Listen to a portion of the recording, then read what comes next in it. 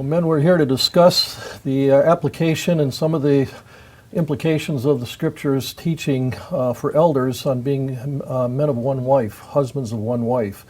And as you know, it's clearly stated, simply stated, but there's a lot of questions that people have. One question I have for you and for us to discuss is, as you know, there are many Christian leaders who have made the news in falling in this area, either through sexual temptation or moral failures of some sort. If the Scripture says we're to be men of one wife, husbands of one wife, what do you fellas do to safeguard your marriages so that you continue to be above reproach in this area? Well, I think we have a very wonderful verse of Scripture in Ephesians chapter 5, which gives us the general teaching of God for us men towards our wives. And it's Ephesians 5:25, husbands, love your wives as Christ loved the church, and he gave himself up for her, that he might sanctify her, having cleansed her by the washing of water with the word. I like to, Chuck, when I talk to men, talk about initiative. Very often, it's the wife who takes the initiative in the marriage. But that's not what this passage teaches. The man is to initiate the love and to see to her spiritual development. So I really think that word initiative in loving the wife and caring for the wife is very important, that we men are proactive in our marriages, dating our wives, making sure they're growing and maturing, communicating with them. It's our initiative, not their initiative.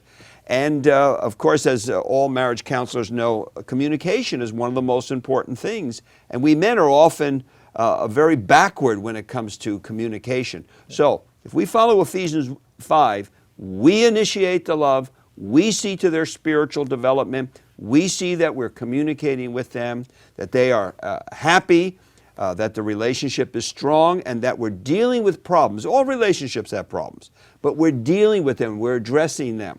So those are some things that guide me in our marriage. Good. Bob, how about you? What, kind of a summary form, what would you say are the positive things you do to promote your marriage so that you continue to be a one-woman kind of man? Well, let me back up one step. I think we need to understand this whole issue is a matter of spiritual warfare. I think we need to understand it is a matter of us being better husbands. But ultimately, it's Satan trying to destroy his church, the Lord's church, and it's him trying to destroy our marriages. So I think both my wife and myself need to understand this is an area of strong satanic activity. We need to be alert to that. On a spiritual level, we need to be alert to that. And both of us, I think, really in tune to what the Lord's doing to safeguard us in that. So that in that sense, our spiritual walk, our spiritual lives and relationship are critical, I think, to that. And my sense has been in my marriage that often it's been Jeanette's prayers and alertness spiritually that's played a huge part in whatever success our marriage has had. Let me ask you this, and that's great right there. We could spend a lot of time just developing discussion on how men should treat their wives. Yes. On the preventative side, when you're out there ministering in public, are there limits that you put on your interaction with women, for example, that have been helpful to you over the years to keep yourself out of tempting situations? You know, that's a really difficult issue in the sense that in both Peter and Paul's writings, they talk about greeting one another with a holy kiss. I think it's a sad thing in our churches that we don't have more expression of love and affection.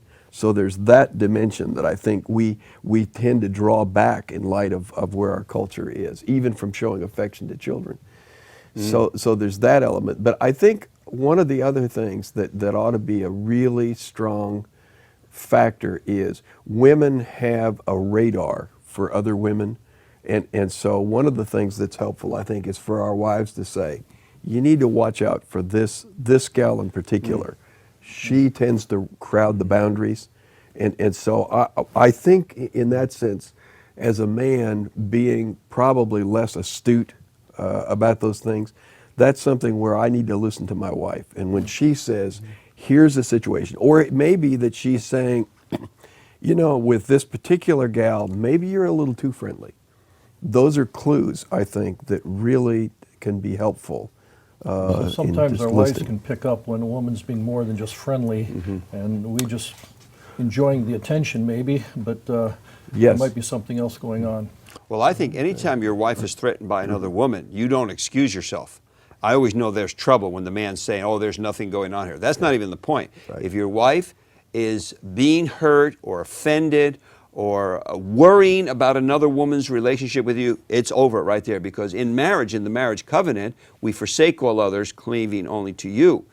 So I do think there are situations that whenever a woman wants to counsel about her deep personal things and about her husband, the best you can do is try to get that woman to talk to another woman or have someone else there, because many affairs come out of the sharing of intimacy with another man, and it just builds this bond between the two people, the counselor and the person with the problem, that I have seen personally with the Lord's servants. They get themselves in trouble, Yes. particularly in that area. So I personally, and we do have actual stated rules for our elders to protect us from infidelity. And in our elders' meetings, they actually each week pray about this issue of unfaithfulness to a wife or falling in love with another woman or emotional attachment. That's wrong. But we have some very clear stated rules. You don't counsel women alone. And certainly in the church setting, when you're all gathered, you will hear from women. They will come up to you and tell you about a problem. Yeah. That just happens almost regularly. Yeah. And at that point, you direct them. You may give them some advice. You're in a public setting. Now remember, one of the qualifications for an elder is above reproach. If you're not above reproach in your relationship with women, and the church judges that, by the way, well, then it's wrong. Yeah. You know what I find is an indicator to me is if a woman comes and says, my husband doesn't listen to me. Yes. You know, he doesn't understand me. And then at the same time, I'm empathizing with her and I begin to counsel her, so she starts to see me as almost a surrogate husband. Right. And that's a very dangerous thing, wouldn't you say? Yeah. What kind of safeguards, Bob, have you put in, or that you recognize certain boundaries that you will not go across because you know of the weakness of the temptation?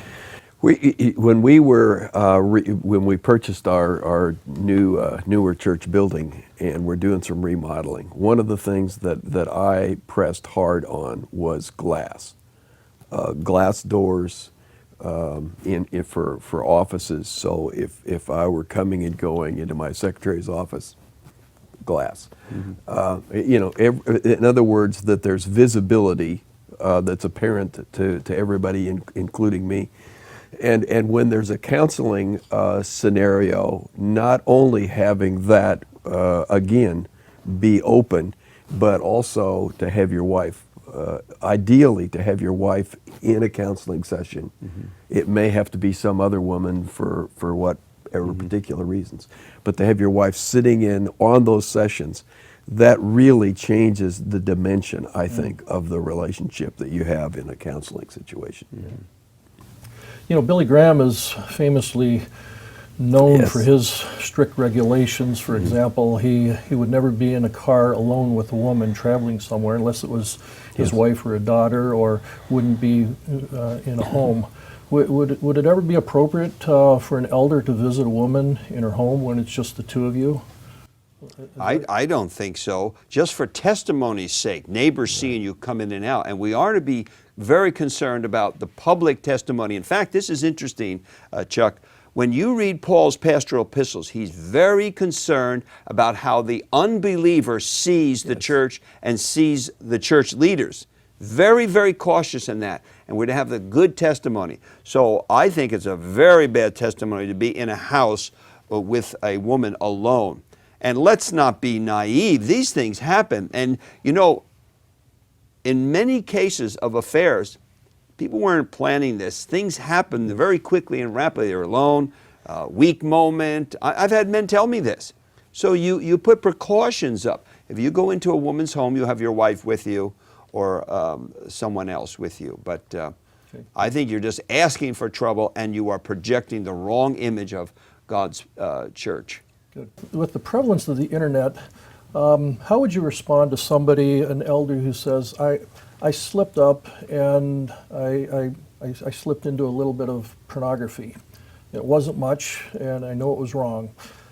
Should he immediately be stepping down as an elder? Jesus says if you've lusted after a woman, it's the same as if you committed adultery. Has he committed adultery and therefore is no longer a one-woman man? How would you respond to that? Bob, why don't you go first? Well, one is if I really, I think, find a certain degree of agreement with, I wish that elders were open enough with each other to actually say that, Good point. to be accountable to one another and to say, you know, I was at the store today and my eye lingered a little long. I'd just like you guys to pray for me. Good. So there's a lot, whatever there is on the internet, there has been in men's minds forever. And so we have our own versions of inappropriate things. And it seems clear from Jesus' words that we're all under indictment in terms of thoughts that shouldn't be there and so on. So I think it's good for an elder to be open and honest about vulnerability. On the other hand, I think we have to be careful when people start talking about slipping into something that they may be in deeper than it appears. From my experience of dealing with people with pornography, it's almost all or nothing. I frankly don't see people who, just dabble. It seems like it just gets more and more, almost like drug addiction. Mm-hmm. So it's a deadly trail that is frightening in its implications. And to me, the human odds of getting out of that cycle are very poor. I think it takes literally miraculous intervention. Alex, what are your thoughts on that? Well, your question was a man has seen this a couple times. He certainly couldn't confess that to another man or to his wife, and it'd be dealt with privately and then put away, and it does not need to be brought up. Now, if it becomes an addiction, that is a totally different situation, and at that point, that elder needs to get help and should step down. But if he has seen something, maybe he's seen it a couple times, that would be like any sin. You confess it, you're done with it. And I like what Bob said. If you have a fellow elder that you can talk openly about these things with. I've had a fellow elder for over 40 years. We can talk about anything in our marriages, in our sexual thoughts, in our weaknesses. And that has been, to me, one of the most helpful things in the male battle against his sexual dreams and thoughts and lusts. Been very, very helpful to me and sort of a relief valve. So someone who says the biggest tool Satan has in his arsenal in this area is silence. Yeah. Mm-hmm. The person deals with it themselves without any help.